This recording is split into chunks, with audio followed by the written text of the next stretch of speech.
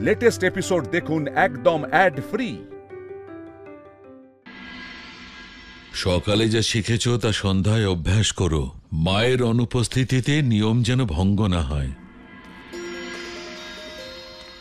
মা ফিরে এসেছে।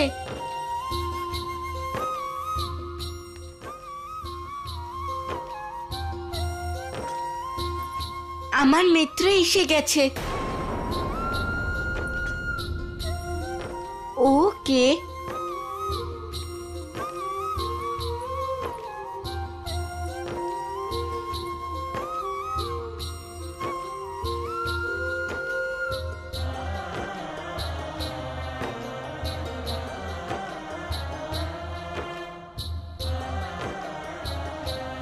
নিজের গৃহে তোমাকে স্বাগত জানাই দেবী। আপনাদের সকলকে দেখে প্রসন্ন হলাম।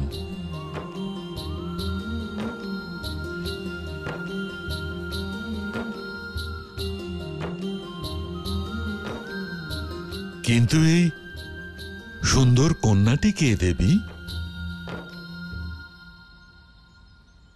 ঋষি কাত্যায়নের পুত্রী কাত্যায়নী। আচ্ছা, বুঝতে পেরেছি মা। ও হলো মিত্র, শিবের মিত্র। এসো, তোমাকে আমরা আমাদের কক্ষ দেখাই। ওরা আমার দুই দাদা মিত্র, দেব আর নারায়ণ।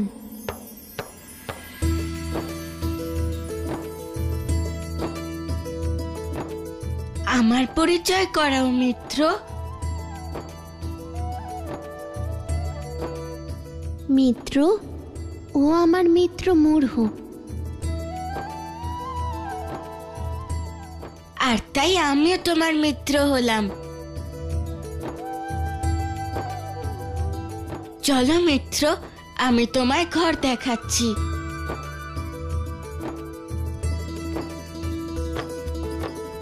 এবার আমাদেরও ফিরে যেতে হবে। মা অদিতি হয়তো আমাদের জন্য অপেক্ষা করছেন। অবশ্যই, আমি আপনাদের আটকাবো না। দেবী অদিতিকে আমার ধন্যবাদ জানাবেন। অবশ্যই।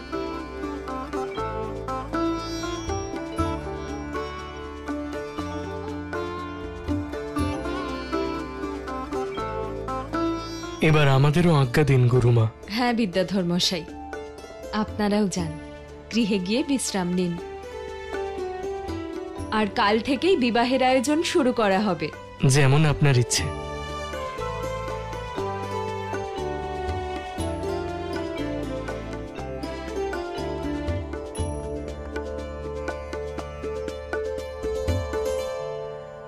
কিন্তু দেবী, একটা ব্যাপার আমি কিছুতেই বুঝতে পারছি না, যে মহর্ষি কাত্যায়ন তার ফুলের মতো সুন্দর শিশুকন্যাকে তোমার সঙ্গে একা এখানে পাঠিয়ে দিলেন।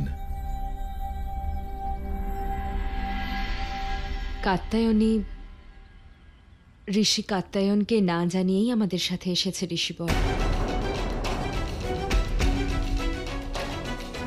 এ তুমি কি বলছো দেবী? কাত্যায়নী ওনাকে না জানিয়ে চলে এসেছে? হ্যাঁ। ঋষিবর, ত্রিদেবের সঙ্গে ইন্দ্র সহ সমস্ত দেবতারা রয়েছেন। তারা সকলেই আমাদের বিরোধী পক্ষে থাকবেন। থাকতে দিন তাদের আচার্য, তাতে চিন্তার কোনো কারণ নেই। চিন্তার কারণ আছে ঋষিবর। আমরা আমাদের শক্তি না বাড়ালে ওদের সামনে দাঁড়াতে পারবো না। এই জন্য আমার মনে হয় আমাদের শক্তি বৃদ্ধি করবার জন্য অসুরদের সঙ্গে সন্ধি করা উচিত। যদি আপনি মনে করেন তো আমরা অসুররাজ তারকাসুরের সাহায্য নিতে পারি। আপনার থেকে এটা প্রত্যাশা করিনি আচার্য। আমি আশ্চর্য হয়ে যাচ্ছি আপনার এই বুদ্ধি দেখে। এই আপনার দেবী ভক্তি। আপনার কি এটুকুও স্মরণে নেই যে মা চিরকাল অসুরদের সংহার করেছেন, বিনাশ করেছেন? আর আমরা তার সন্তান হয়ে এমন কার্য করব? নিন্দনীয়, ঘোর নিন্দনীয় আচার্য। আশ্চর্য দেবী, কিন্তু যখনই তুমি ওকে দেখলে তখনই ওর বাবার কাছে ফিরিয়ে দেওয়া উচিত ছিল। তুমি ওকে ফিরিয়ে না দিয়ে ওই অবস্থায় আমাদের এখানে নিয়ে চলে এলে। একটা বিশেষ কারণে ঋষিবর। কি বিশেষ কারণ? আপনি তো জানেনই ঋষিবর যে দেবী পার্বতীর শিশু রূপ হল কাত্যায়নী, আর শিবের মতোই ওরও স্মৃতি লোপ পেয়েছে। কি? হ্যাঁ ঋষিবর, ওদের দৈব আকর্ষণ ওদেরকে পরস্পরের প্রতি আকৃষ্ট করছে।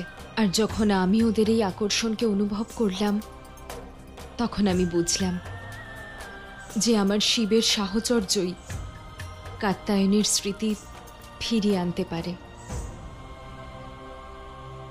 সেই জন্যই আমি আর নিষ্ঠুর হতে পারলাম না। দেবী, তোমার জন্য আমার গর্ব হচ্ছে। তুমি অবশ্যই একেবারে উচিত কাজ করেছ, কিন্তু আমি অবশ্যই এটা জানি যে মহর্ষি কাত্যায়ন চুপচাপ শান্ত হয়ে থাকবেন না। যা হবে দেখা যাবে ঋষিবর,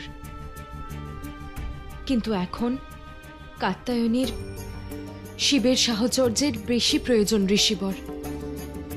আমি ওকে আপন করে নিয়েছি ঋষিবর, ও আর আমাদের পর নয়।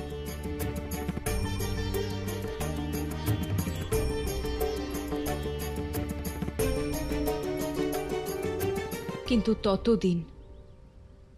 যতদিন ও আমার শিবকে আমার থেকে কেড়ে নেওয়ার চেষ্টা না করে। আমার মাতৃত্ব এক অবোধ মাতৃহীন বালিকাকে আপন করে নিয়েছে ঠিকই, কিন্তু শিশু ভোলানাথের মা ওকে স্বীকার করে নেয়নি ঋষিবর, আর কখনোই স্বীকার করবে না। তুমি যে কারণেই এ কাজ করে থাকো না কেন, আমি তো স্পষ্টই দেখতে পাচ্ছি দেবী যে কাত্যায়নের সান্নিধ্য আমাদের শিবকে কতটা প্রসন্ন করেছে। আর আমার জন্যে তো এটুকুই পর্যাপ্ত।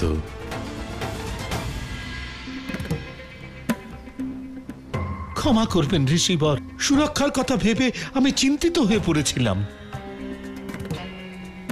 আপনি সত্য বলেছেন, জীবনে একজন সদ্গুরু পাওয়াটা অত্যন্ত ভাগ্যের ব্যাপার।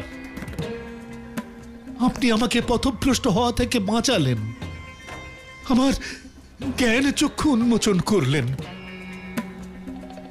আপনাকে অসংখ্য ধন্যবাদ ঋষিবর, অসংখ্য ধন্যবাদ। ঋষিবর, আমাদের শক্তি অসীম, আমাদের বিজয়ের জন্য দেবী সেনারাই পর্যাপ্ত।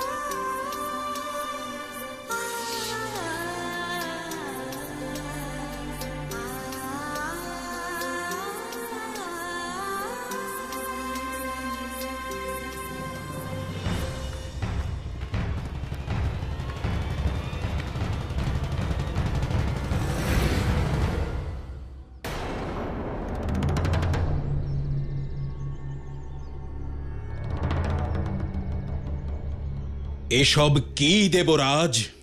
আপনার দেবী সেনার প্রত্যুত্তর। কিন্তু দেবরাজ, আমাদের মধ্যে তো শত্রুতা নেই। আমি তো কেবল আমার কন্যাকে অনসূয়ার কাছ থেকে ফেরত নিয়ে যেতে এসেছি। সৈন্যবলের সঙ্গে? যদি অনসূয়া বিরোধিতা না করে আমার কন্যাকে আমায় ফেরত দিয়ে দেন, তাহলে আমিও আমার সৈন্যদল নিয়ে ফেরত চলে যাব। আর যদি উনি শিশুরূপী মা পার্বতীকে আপনাকে ফেরত না দেন, আপনি কি যুদ্ধ করবেন? এই মুহূর্তে আপনি যে ভাব ব্যক্ত করেছেন ঋষি কাত্যায়ন, তাহলে শুনুন এবার, আমি দেবরাজ ইন্দ্র এই গুরুকুলের সংরক্ষক, আর সেই জন্যে আমার দায়িত্ব হলো দেবী অনসূয়ার এই ক্ষেত্রকে রক্ষা করা। সেই জন্য ভালো এটাতেই হবে যে আপনি শান্তিপূর্বক ফিরে চলে যান। আর যদি ভুলবশত আপনার দেবী সেনা সামনে এগোনোর চেষ্টাও করে, তাহলে আপনাকে আমাদের দেবতাদের সঙ্গে যুদ্ধ করতে হবে। দেবরাজ, আমার মাকে ফিরে পেতে যে কারোর সঙ্গে যুদ্ধ করতে প্রস্তুত আমি। আপনার সঙ্গেও যুদ্ধ করব প্রয়োজন হলে।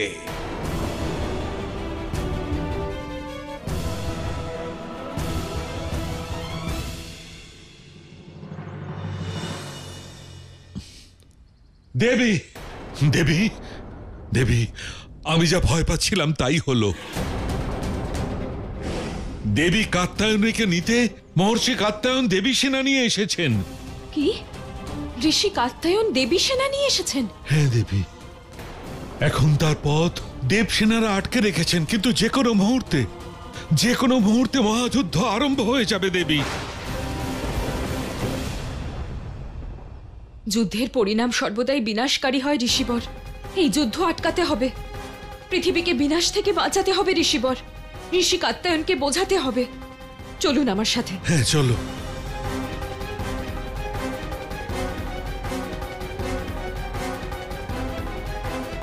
আমায় প্রভুকে জানাতে হবে।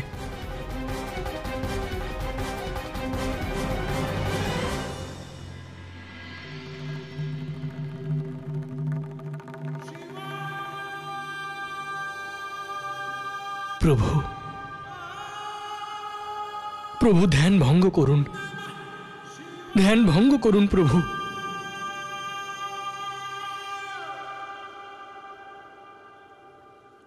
কি হয়েছে মিত্র নন্দী? প্রভু, মহাযুদ্ধের সংকট দেখা দিয়েছে। ঋষি কাত্যায়ন দেবী সেনা নিয়ে এসে গেছেন প্রভু, আর দেব সেনা ওদের মুখোমুখি হওয়ার জন্য প্রস্তুত প্রভু। দেবী অনসূয়া এবং ঋষি অত্রি ওদের কাছে গেছেন। মা কেন গেছে? ওনাকে বোঝাতে প্রভু। মায়ের যাওয়া উচিত হয়নি। ঋষি কাত্যায়ন আবার মাকে অপমান করবেন। মিত্র নন্দী, আমায় শীঘ্র মায়ের কাছে নিয়ে চলুন। আসুন প্রভু।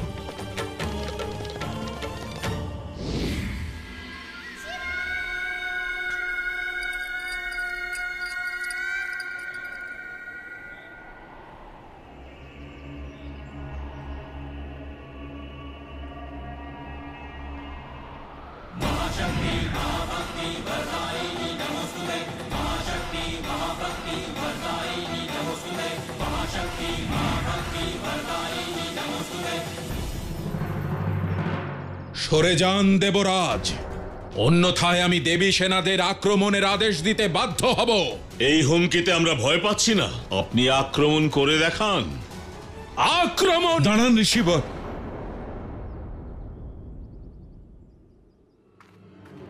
দাঁড়ান। ওই দেখুন, এই যুদ্ধের জন্মদাত্রী স্বয়ং এসে উপস্থিত। কিন্তু আমার কন্যা, আমার মাকে সঙ্গে নিয়ে আসেননি কেন? ঋষি কাত্যায়ন, আপনার কন্যা আমাদের সাথে সুরক্ষিত আছে। আর কিছুদিন পরে আমি নিজে ওকে আপনার কাছে নিয়ে আসতাম। আপনার এই সেনা নিয়ে আসার কোনো দরকার ছিল না। আপনি এই সেনা ফিরিয়ে নিয়ে যান। আমি যখন কোনো লক্ষ্যে পৌঁছানোর সংকল্প করি, তখন সে লক্ষ্যে পৌঁছেই শান্ত হই। আর আমার লক্ষ্য হলো আমার কন্যাকে ফিরিয়ে নিয়ে যাওয়া। এই মুহূর্তে আমার কন্যাকে আমায় ফিরিয়ে দিন, অন্যথায় আমার কন্যাকে অপহরণের দণ্ড এই সমগ্র ক্ষেত্রকে ভোগ করতে হবে।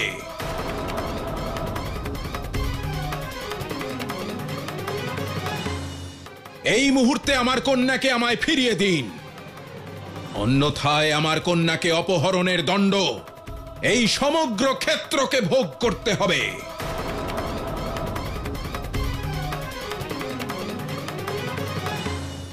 আপনি কি অভিযোগ করছেন ঋষি কাত্যায়ন? মহাসতী অনসূয়া আপনার কন্যাকে অপহরণ করবে?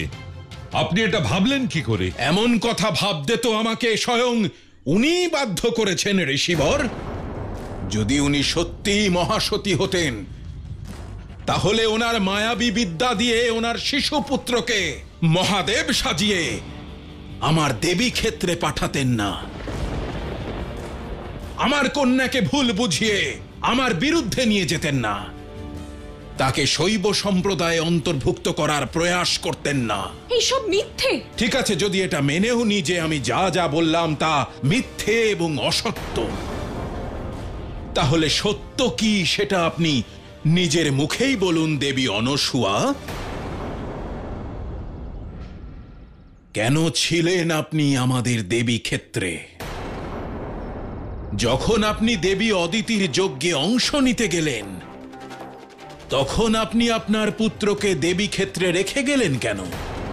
সেটা এই কারণেই নয় কি যাতে আপনার পুত্র আমার আশ্রমে এসে আমার কন্যার সঙ্গে দেখা করতে পারে, তাকে প্রভাবিত করতে পারে, তাকে ভুল বুঝিয়ে নিজের সঙ্গে নিয়ে যেতে পারে, আমার আশ্রমে আগুন লাগিয়ে সবকিছু ধ্বংস করে দিতে পারে? এইসব সত্য নয়। এটাই সত্য দেবী অনসূয়া, এটাই সত্য। আর এই সত্যের একমাত্র পরিণাম হলো কেবলমাত্র যুদ্ধ।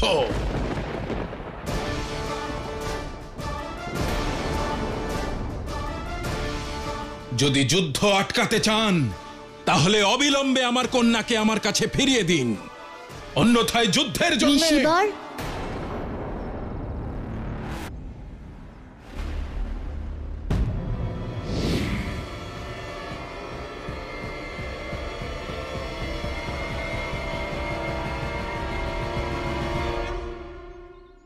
তাহলে তুমিও এসে গেছো ভেগধারী শিশু, অপহরণ কর্তা। আবার নতুন কোন নাটক দেখাতে? নাটক দেখাতে আসিনি ঋষিবর। আপনি যে যুদ্ধের নাটক শুরু করেছেন সেই নাটককে আটকাতে এসেছি।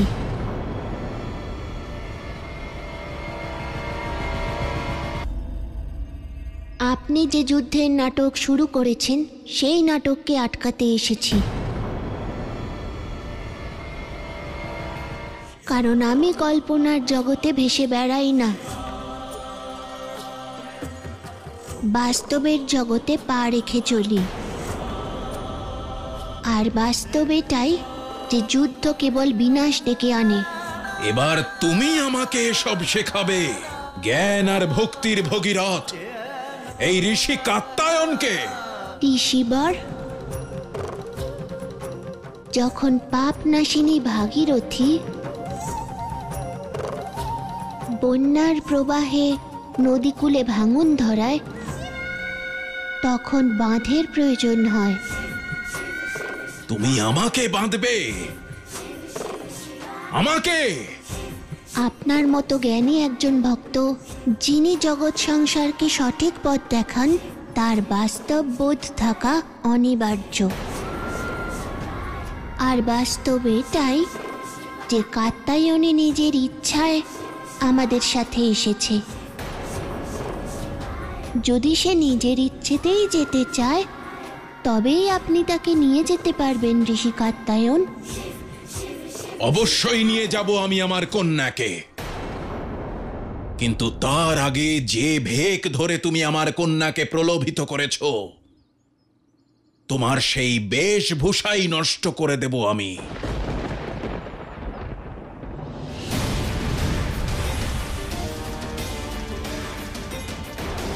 अस्त्र शस्त्र पराक्रमे शत्रुशक्तिनहन्त्रे च महापातकसङ्कटे शत्रुदलप्रहारते